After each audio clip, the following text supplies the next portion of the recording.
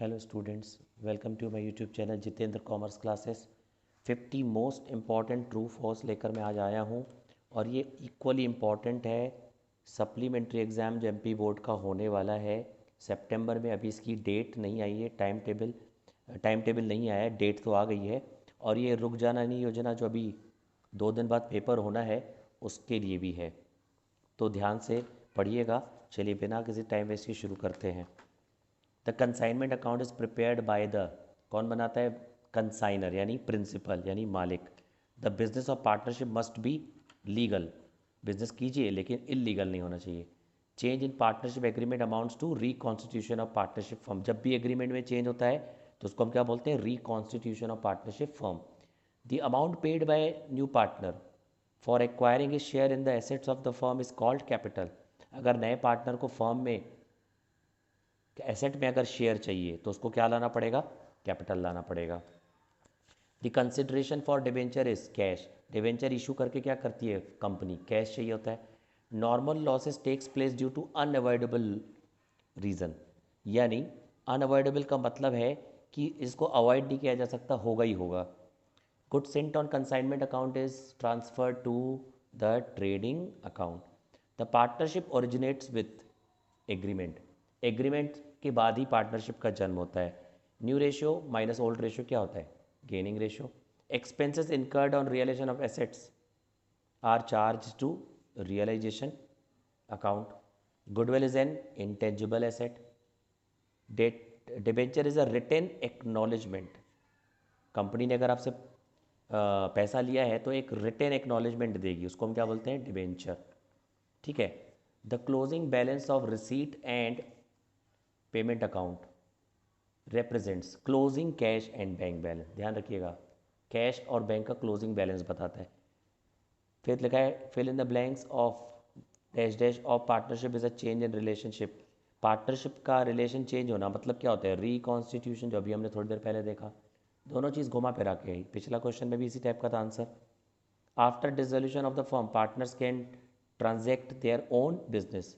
Dissolution यानी firm का बंद हो जाना, अपना बिजनेस बेच भी सकते हैं।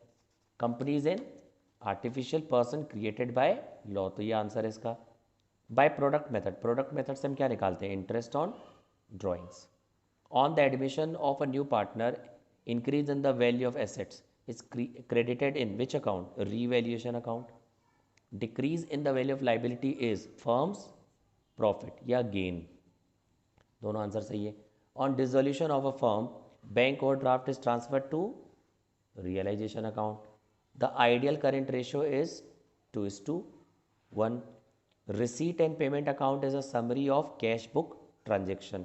कैश बुक के जितने भी ट्रांजेक्शन होते हैं वो रिसीट एंड पेमेंट अकाउंट में ही आते हैं। The closing balance of receipt and payment account represent closing closing cash and bank balance. The main aim of not-for-profit organization is providing service to society. Next, revaluation account क्या है? Revaluation account एक nominal account होता है। Reduction in reserve for bad and doubtful debts will be credited in revaluation account. क्यों? क्योंकि reduction in reserve for bad debts liability है। Liability अगर reduce हो जाती है तो ये फर्म की गेन है, और गेन हमेशा क्या होते हैं? क्रेडिट होते हैं। When retired partner is paid the amount payable in annual installment, then the account maintained is annuity account। यानी कोई पार्टनर रिटायरमेंट लेता है तो उसको जो हम इंस्टॉलमेंट में पेमेंट करते हैं तो एन्यूटी अकाउंट ओपन होता है। On dissolution of firm first of all external liabilities are paid. Outsiders भी बोल सकते हैं आप इसको।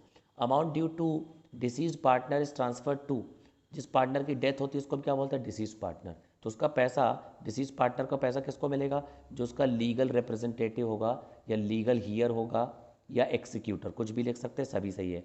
All the assets except cash and bank are transfer to debit side of realisation account. तो जितनी भी एसेट है cash in hand, cash at bank छोड़ के कहाँ लिखते हैं? रियलाइजेशन अकाउंट में, और कहाँ लिखते हैं? डेबिट साइड में।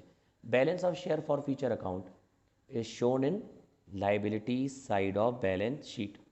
When forfeited shares are reissued at discount, the dash dash account is debited। तो जब हम शेयर्स को फॉरफिट करते हैं और उन फॉरफिट शेयर को री इशू करते हैं, लेकिन डिस्काउंट पर इशू करते हैं, तो डिस्काउंट का अमाउंट किस में ट्रांसफर करते हैं, शेयर फॉरफीचर में. That part of authorise capital issued और offered to public for subscription is issued capital. Debentures are generally issued for cash. Debenture holder does not interfere in management of company, क्योंकि ये मालिक नहीं है तो interfere क्यों करेंगे. मालिक कौन होता है, शेयर होल्डर होते हैं. The part of profit which is kept for unforeseen exigency of future is called reserve.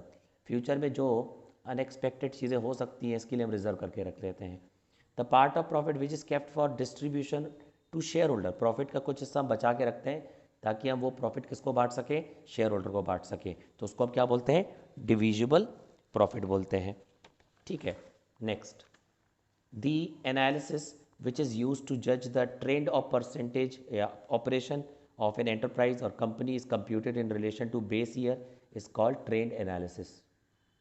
Current ratio is also called as working capital ratio. याद रखिए current ratio को working capital ratio बोलते हैं. Gross profit is calculated on net sales. Creditors are क्या है, liabilities of company. Realization of loan is included in financing activities. Cash flow statement is prepared in 3 step. 3 step कौन से होते हैं, operating activities, investing activities और financing activities. Redemption of preference share is known as financing activities.